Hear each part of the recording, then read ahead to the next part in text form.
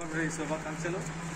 అదేవిధంగా మనం అందరం మిగలాలే దసరా చేసుకున్న, సంక్రాంతి చేసుకున్న, క్రిస్మస్ చేసుకున్న, ఎలాంటి సెలబ్రేషన్ చేసుకున్నా కేవలం ఏంటంటే only republic day, independence day, ఈ రెండు పండుగలు ఎప్పుడు జ్ఞాపకం పెట్టుకోవాలి. అరే మన అందరం కలిసి ఒకటే ఉంటాము, ఖాళీ ఉన్నప్పుడు అందరం కలిసి ఉండాలా, టైం ప్రోటోకాల్ పాటించాలి.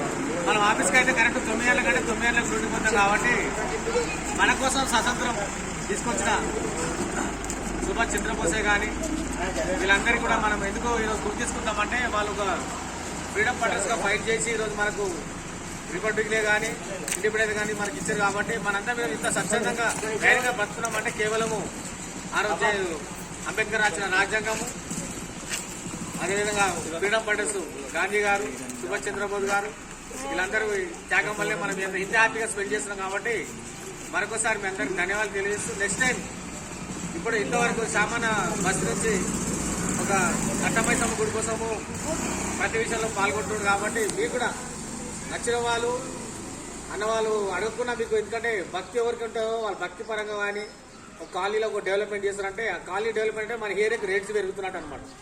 అదొకటి మంచిగా దృష్టిలో పెట్టుకోవాలి.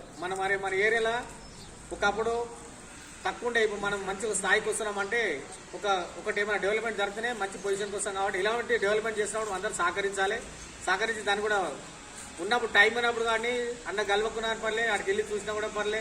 మన కాలనీలో మనం ఇంకోటి ఫంక్షనల్ ప్లాన్ ఉండే ఎమ్మెల్యే సాబ్ వచ్చినప్పుడు అందరం షేర్ చేసినాం, మరి ఎమ్మెల్యే గారిని అడుగుదాం పోదాం అనేసి అన్నాం.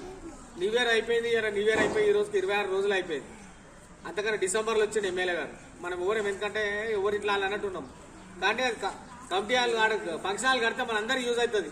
మన ఇంట్లో అందరం ధనవంతులం ఏం లేము, అందరం కూడా మిడిల్ క్లాస్ ఫ్యామిలీలమే కాబట్టి ఎంత గుట్ట పైసలు వచ్చినా ఏం వచ్చినా మిడిల్ క్లాస్ ఫ్యామిలీలో బతుకుతాం కాబట్టి మనం కోటేశ్వరం కాలేము.